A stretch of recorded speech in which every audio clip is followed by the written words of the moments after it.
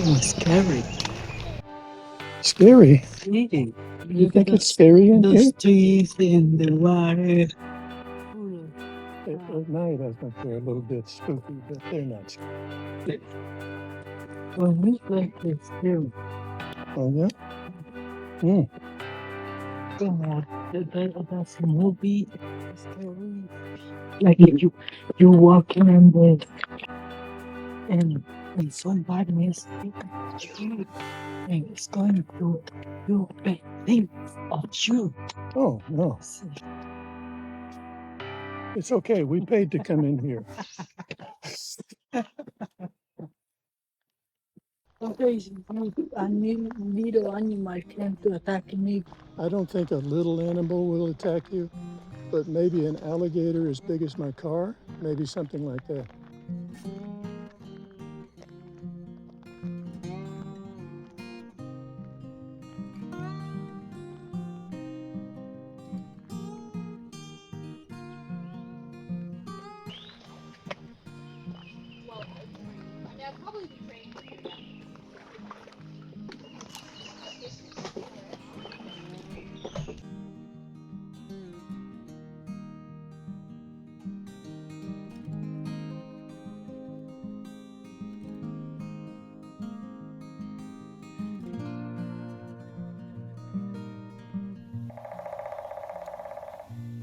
That sound is what? Animal? It's a bird. Oh. It's called a woodpecker. I think I see. Do you? Over there. Okay.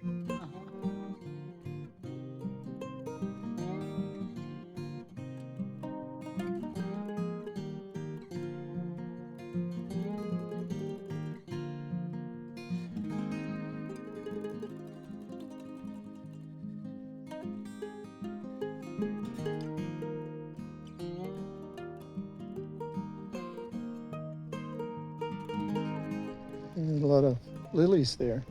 See, nice one.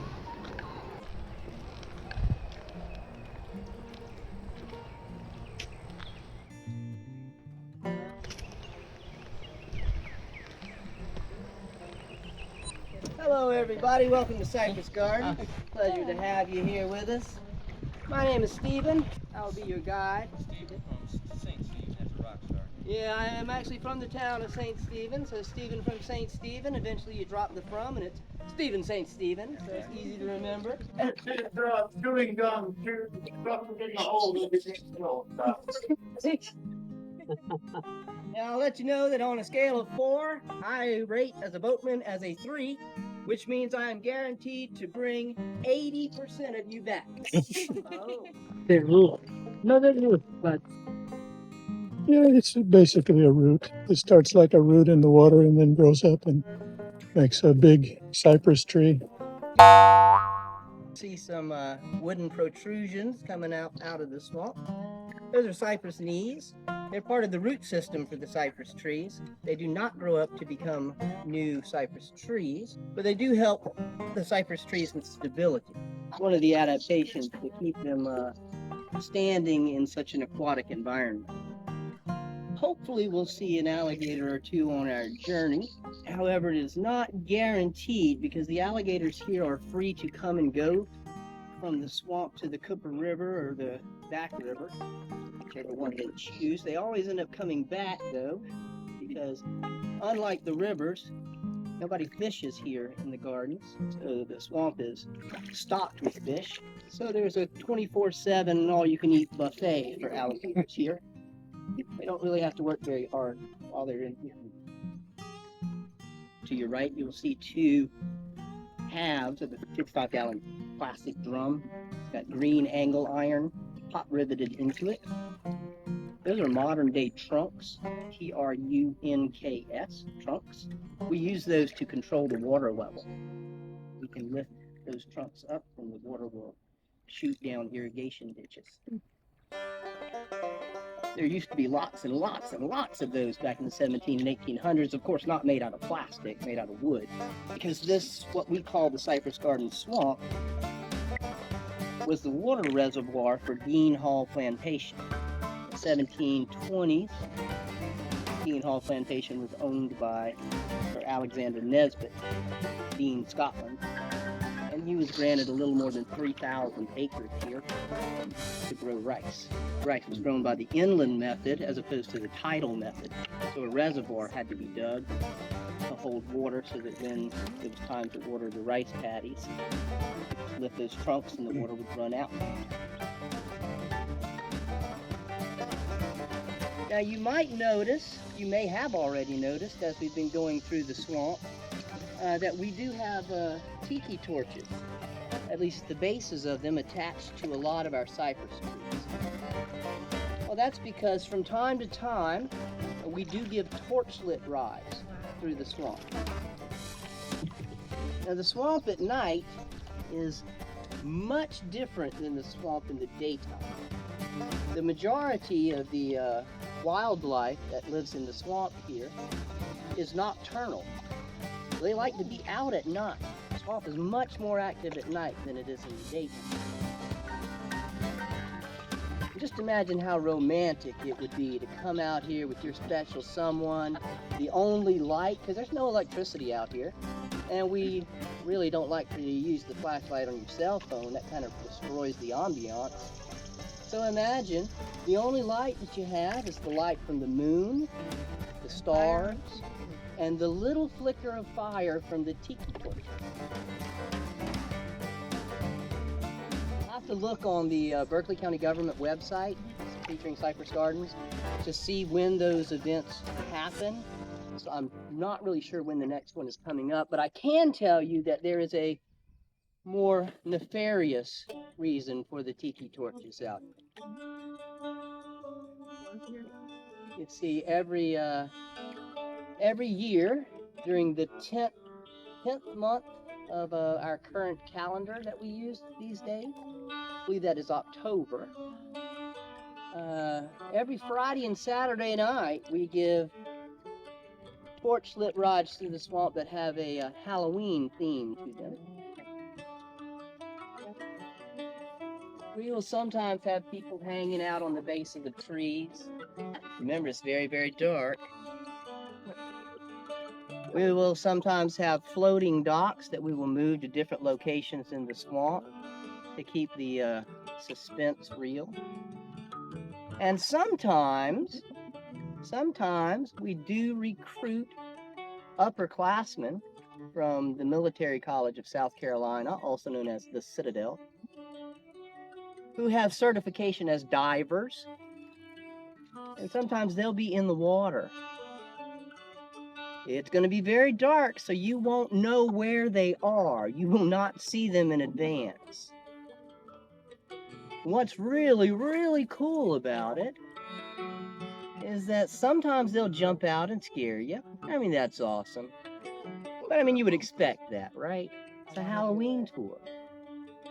But then sometimes, more often, they'll just be hanging out in a shallow part of the swamp where it's only about 4 feet deep, kind of hunkering down with just their eyes above the water, almost like an alligator would do.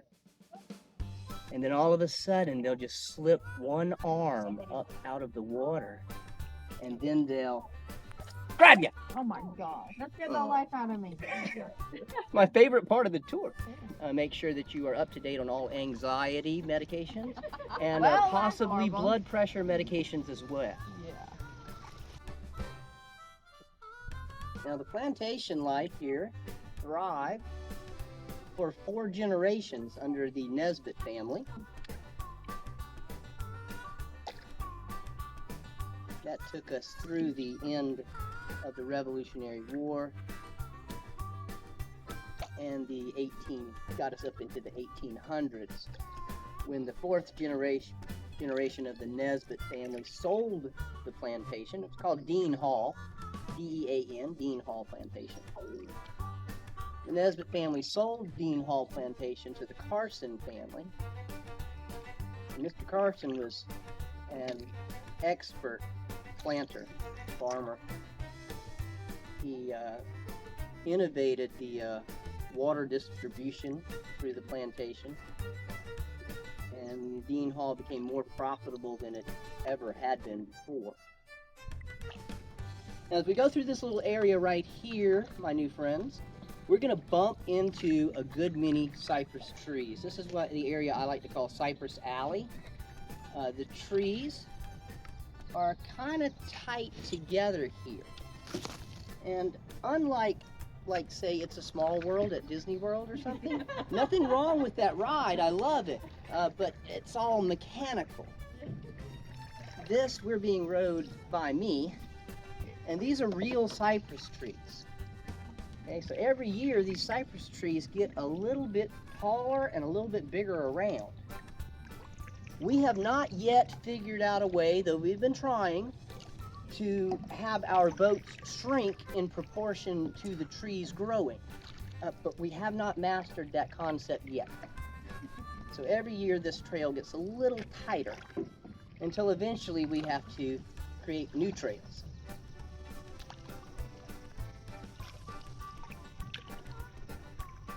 So the Carson family controlled Dean Hall Plantation in the 1800s. A very profitable plantation up until around the year 1865. With the fall of the Confederate armies, the plantation life and the southern economy basically collapsed.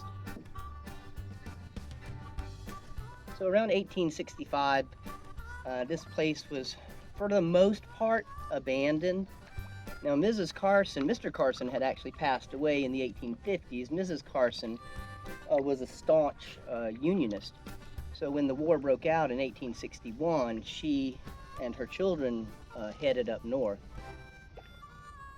The property was confiscated, but then after the war, she filed a lawsuit and got the property back. Her sons tried to revive the rice fields, but it was nearly impossible to do so because to run a plantation effectively, you have to have a large labor force. And if you don't have slaves working the plantation, you can't do it.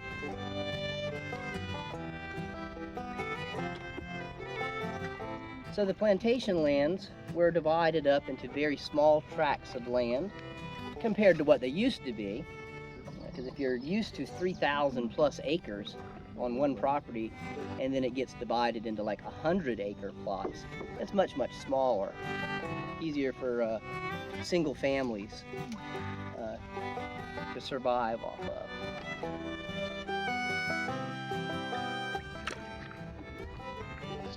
If you have any questions as we're going, please feel free to ask.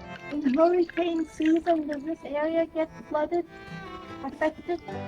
Hurricane season? Yeah.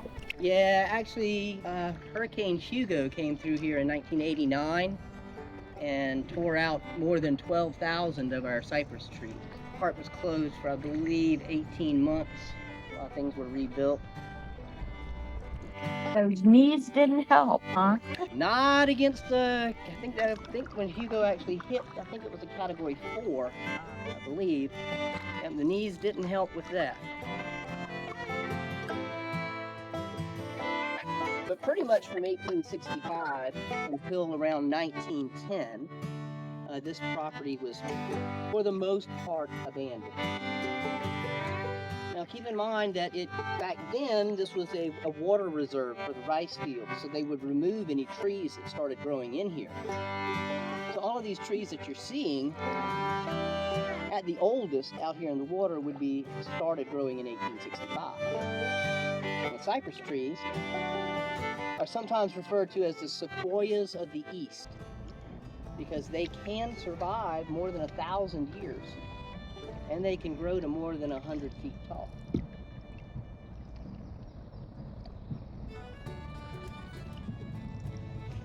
Now eventually, around 1910 or 1912, a wealthy businessman named Benjamin Rufus Kittredge purchased this property. Actually purchased approximately 170 acres of land here. About 80 acres was swamp. His plan for having this property was to have a private duck hunting facility. And it seems like I was supposed to tell you guys something else that had to do with duck hunting while we were in this area. What was it I was supposed to tell y'all? I wonder if hopefully it'll come to me before too much longer. Something about duck hunting.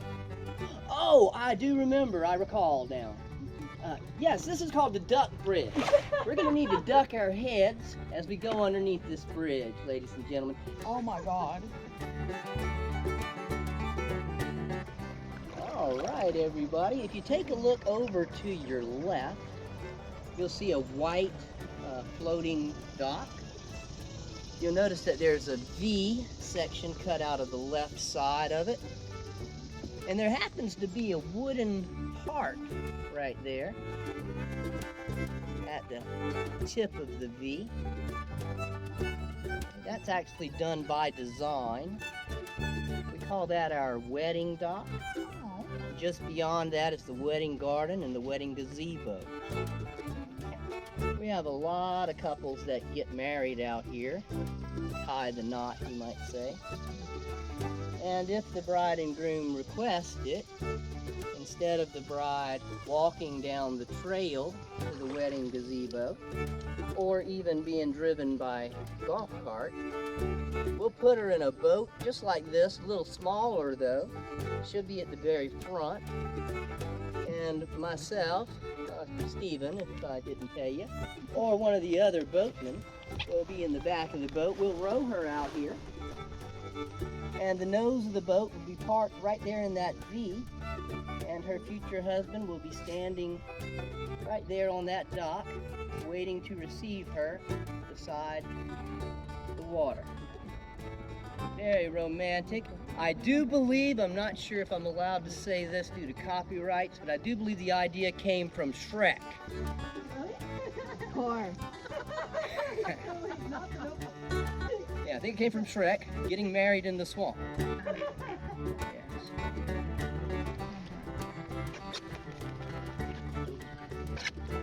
Remember, ogres are like onions. Because you stink?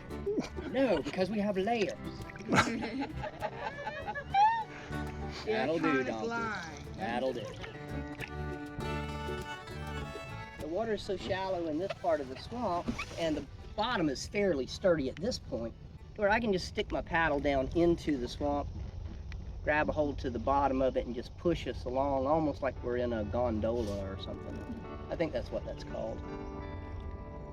So if you look around the swamp here, you'll see all kinds of lily pads, and you will see the beautiful white flowers that are growing out here.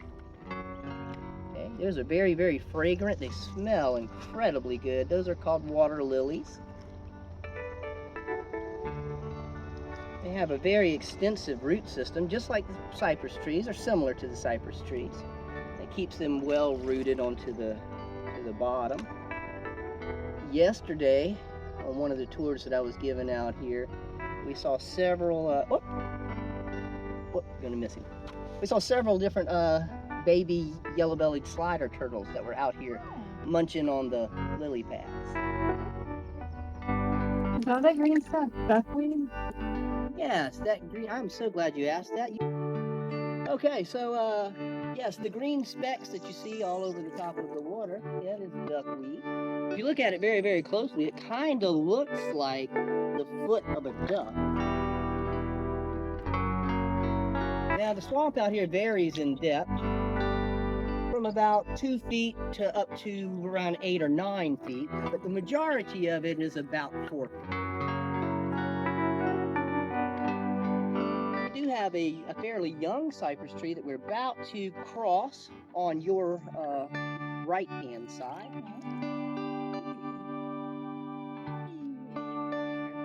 Now you'll notice that the cypress tree here has cones on it. It's a cone-bearing tree, just like a pine tree or a fir tree. It has needles. Okay, that means that this tree right here, this cypress tree, is a conifer.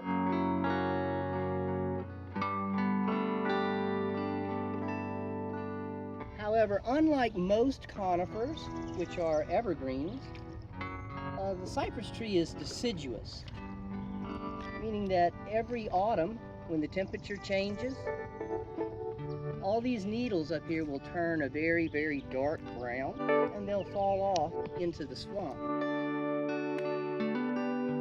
Now, as those needles and other vegetation decomposes at the bottom of the swamp, it will turn a very dark, blackish looking color. That's what it is very during, yeah? Well, Always. it's black because there's a color in it that comes from I think it's mostly from the live oak trees, maybe the pines too. All right, so I just scooped this water up out of the swamp.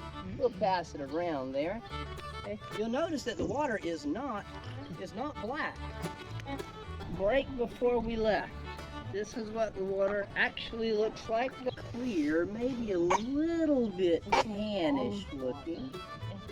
Comes from tannins that are in the cypress trees. Oh, by the way, I'm sorry. I forgot my manners. Was anybody thirsty? I don't mind sharing. Everybody's okay? All right. Okay. Just want to make sure I offer. So Mr. and Mrs. Kittredge opened up the park in 1932, and it remained open and under their management until they were no longer able to maintain the park.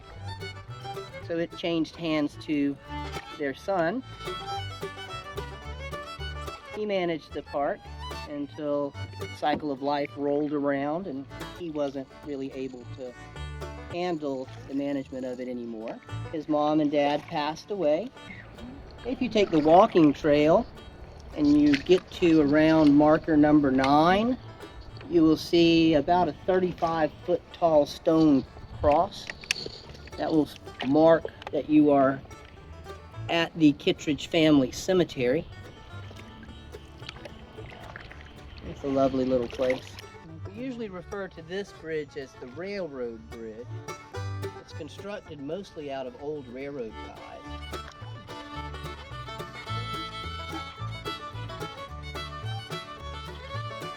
The foundation of this bridge is a concrete. This was the bottom of this, at least, was the only bridge that survived the visitor that came to us in 1989. We had a visitor come out here to the swamp. It was unwelcomed and unwanted. His name was Hugo.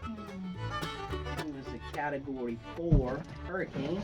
And when he left, he had ripped out, we estimate, probably around 12,000 of our cypress. The park was closed for between 12 and 18 months. To your left, we call the, right here over to your left, your port side, is known as the lightning tree. There are currently on the planet 24 species of crocodilian that still exist. Of those 24, there are only 2 species of alligator.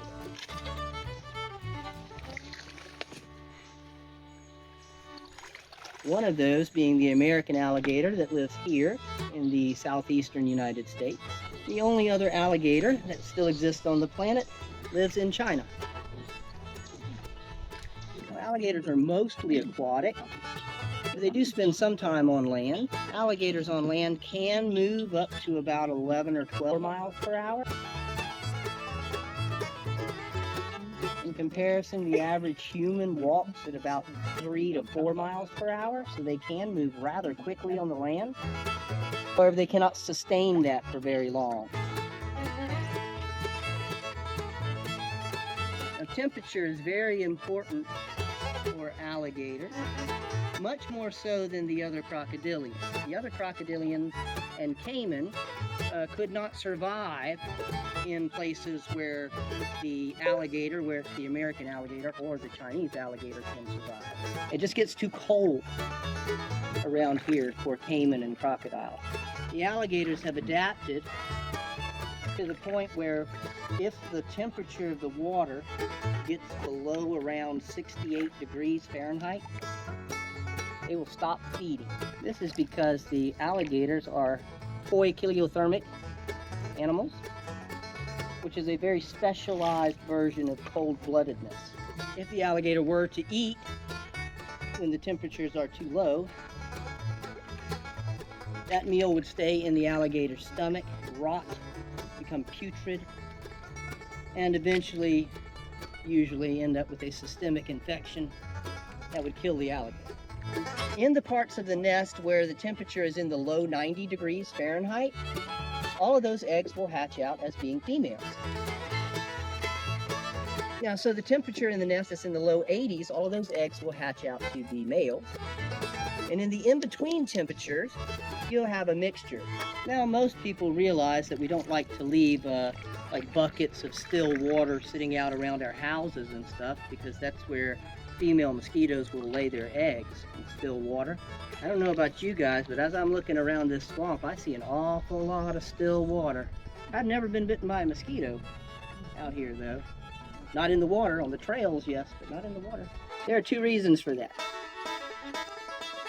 One is, there's a specialized fish that lives around here. It's very small, smaller than a minnow, called gambusia.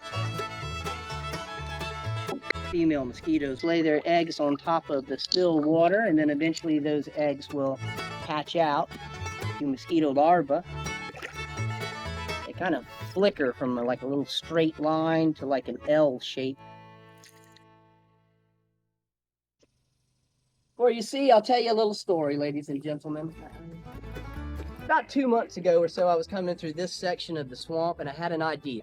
A vision occurred to me. And I was like, Steven, this would be a fantastic place to bring a young guy and a young girl and a white rowboat and, I don't know, 400 to 500 swans, geese, and white ducks. And we'll do a movie scene here and then build a movie around that scene. It'll be a blockbuster romance movie. So I rowed as fast as I could to the boat dock. Didn't even tie the boat up. I just jumped off a ran to the administrative building. I explained to my supervisors my vision, and my dreams were very soon crushed as they pointed and laughed at me and said that had already been done in a movie called The Notebook. Now, what's very interesting about that particular scene in that particular movie, the scene opens at 1 hour and 17 minutes into the film. Not that I've ever seen it, okay? But 1 hour and 17 minutes into the film is where the bird scene from The Notebook is done. If you go home and you watch the movie again very, very carefully, you will notice, if you're paying real close attention, that Ryan Gosling, as he's talking while he's rowing, you can see his breath. Oh. It was February when that was filmed here. If you're into a nice romantic movie that also has a lot of action in it, I recommend the movie Cold Mountain, starring Jude Law, Nicole Kidman, Renee Zellweger, and the late, great Philip Seymour Hoffman. There was one scene that was filmed here. It starts 58 minutes and 58 seconds into the film. You will see Jude Law walking chest deep through the swamp. I know because I was here. The facilities where the filming is happening, because they don't want anybody to leak information before it goes out into theaters. That situation was a little different though, because it was either July or August, can't remember, but it was summertime when they were filming that scene. The alligators were out and they were active. The snakes were out and they were active. And, well, for the protection of the actor, who was waist almost chest deep in water, there had to be several boatmen out very, very close by, just in case something happened. So he was a very, very nice gentleman, very humble. The Spanish mission that was on your left here on Patriot Island was interesting because when you watch it in the movie, this little spit of land appears to be about 50 times larger than what it is. That's the magic of Hollywood. The Spanish mission that was there was neither Spanish nor was it a mission. Talk amongst yourselves. The bottom was actually plywood, and most of the walls and archways were chicken wire and stucco. Across your way to the right, you will see a bridge. It's actually a wooden bridge that's been here for probably 60 or 70 years, but Hollywood covered that bridge with chicken wire and stucco to make it look like stone, or the movie The Patriot. And that trail beyond that bridge is where a lot of the action scenes for the movie The Patriot were filmed. A lot of the scenes where you see Mel Gibson throwing that Cherokee tomahawk happen on that trail. Now, as we come to the dock, I remind you that my name is Stephen from the town of St. Stephen. Stephen Stacy. There we go.